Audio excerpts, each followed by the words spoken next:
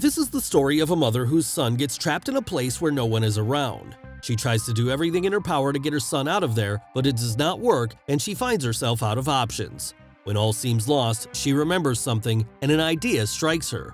Let's see how she goes about it. Welcome to Movie Recall. In today's video, we'll be going through the 2016 thriller film Monolith. It's time to recall. Let's get started, turn on subtitles, and spoilers ahead. The movie starts and we see an advertisement for a futuristic car known as Monolith. They promote the car, claiming that the car has been recorded as the safest car in the world. He goes on to explain a number of features of the car, adding that it is the safest car because it has an unbreakable glass. The car has been equipped with string tires and a very strong body overall in order to make sure the safety of the users. The car also tells you the weight of the passengers inside the vehicle. On top of that, this car makes sure that you do not get looted. An AI-connected smartphone app is used to control all the features while inside the car. The car also provides a virtual assistant, the notorious Lilith, that helps the riders interact with the user interface. Then we see a woman and a little boy in the back seat of the aforementioned car. The little kid is her son, and she is driving him to his grandmother's home. As she talks to the AI assistant Lilith, we get to know that her name is Sandra and her son's name is David, who is 2 years old. The kid's father is a pilot who is not able to make it because he has a busy schedule. His name is Carl. As they drive on, they receive a call from Carl, who tells them that he is at the central airport after his flight and he misses them both. As he talks to his wife, he hears a knock at his door and says goodbye to her and leaves. David, on the other hand, starts to mess around and his mother gives him a smartphone to keep him distracted. They then stop at a gas station. Sandra takes David to the bathroom and changes his diapers as we see some girls giggling. She then goes to the store and gets David some snacks. When they are inside the store, Sandra notices someone trying to break into her car. The car is so futuristic, so she doesn't have to worry much. She takes out her smartphone and locks the vehicle with her car app. She gets distracted by the situation, and after a few minutes, she realizes that her son is not with her. She looks around, but David is nowhere to be seen, so she runs off to find her son. She runs outside and thinks that the stranger standing near her car might have her son, but he does not. She finally sees that the girls we saw giggling in the bathroom earlier have David. Sandra goes to them and brings David back to her car, activating the Vault feature right away. This is a feature that separates you from what is going on outside the car, and Sandra is finally relieved as she drives on. Sandra still has a long way to go before they get to their destination. It is a long drive, and Sandra has a lot of time to kill, so she calls her best friend Jessica.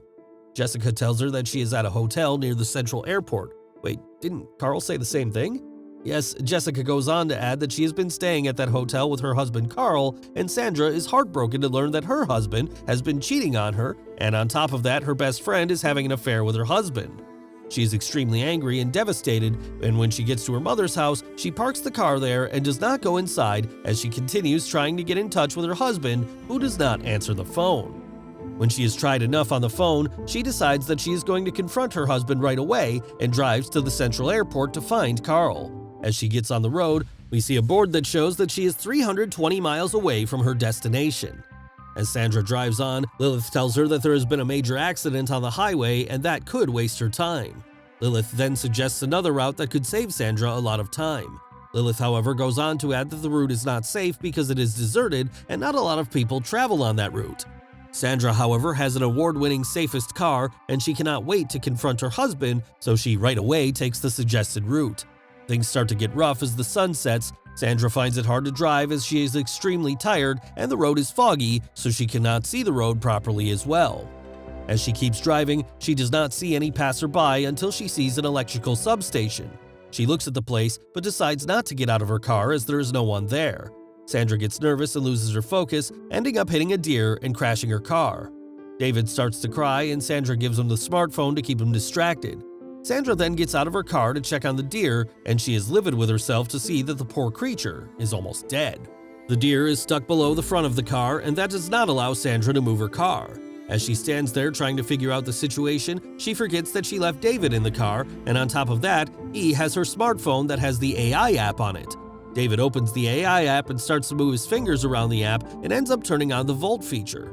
When Sandra realizes this, she tries to open the door, but it is too late as the feature has been turned on and it is very little she can do from the outside. Standing outside the car, she tries her best to tell David to turn off the Vault mode, but David is 2 years old and he does not understand a thing. He keeps on playing with the phone as his mother stands outside feeling helpless. Sandra gets frustrated with everything and starts to shout at the kid, and he, getting scared, drops the cell phone.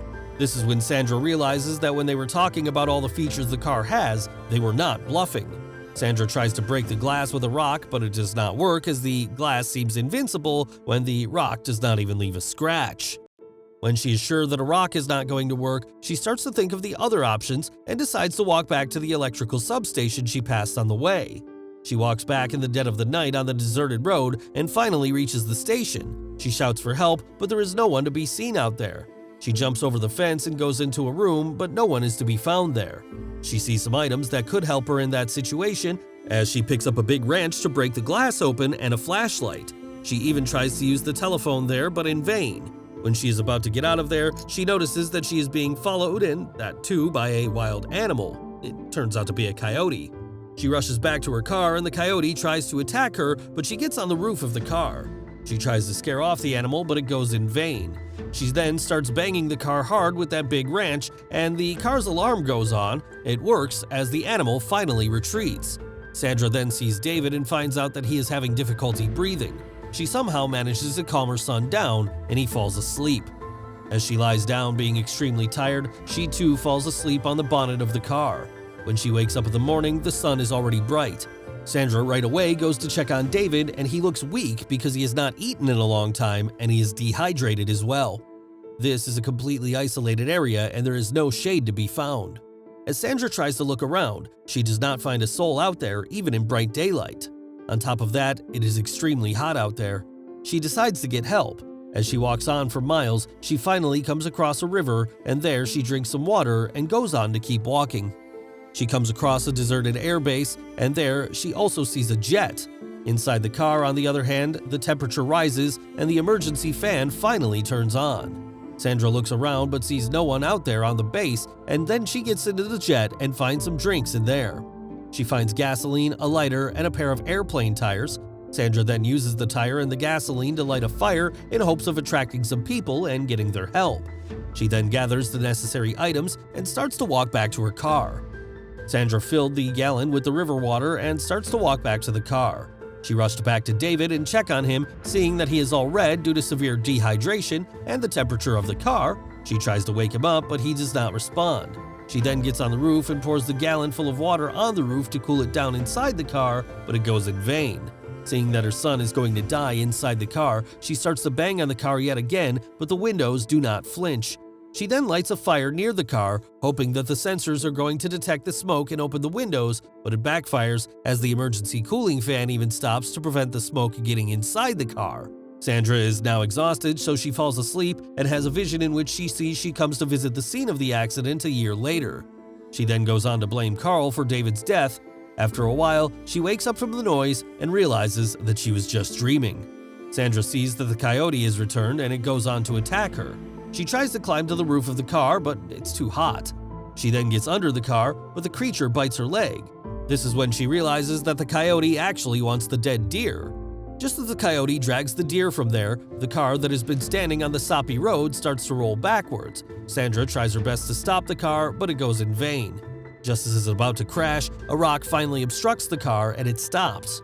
Sandra then stands on the edge of a cliff, and as she stared down, she gets an idea. It is extremely risky, but she has no other choice. She remembers the cartoon she saw earlier where in order to get the diamond, they decide to break the safe. This is the idea that strikes her. She decides that she is going to push the car down the cliff and the doors will open. She is well aware that David is still in the car and that he could get hurt, but she is left with no other choice. She takes the wrench and starts to bang on the rock that is stopping the car from rolling down the cliff.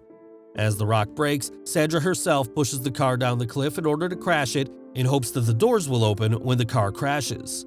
As the car falls, the AI starts to function and realizes the car is falling from a reasonable height. The features of the car start to work as the car's balance gets shifted, studying the gravitational pressure to fall upright. As it lands upright, it does not cause any harm to the kid. The car has been designed to deactivate the vault mode at the time of an accident so that the rescuers could come in. The doors open the moment the car lands on the ground.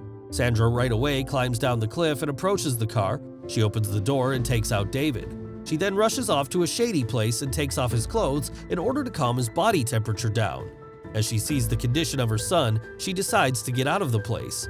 When Sandra and David get back into the car to drive, the whole system of the car restarts. She then sets the car into extreme off-road mode. She starts to climb the cliff she rolled the car down from, and the car does not give up, and Sandra lands on the road, making her way to the hospital right away. In the next scene, we see Sandra and David arriving at the hospital. We see that the poor kid is on the hospital bed and he has been connected with multiple tubes. Sandra starts to cry as she worries about the well-being of her son. As she cries out loud, David opens his eyes and calls her mommy for the first time. Sandra smiles as she hears being called mommy for the first time. She is delighted that her son is getting better, and this is where the movie ends. Thanks for watching. Please like, subscribe, and hit the bell icon to get new movie recaps.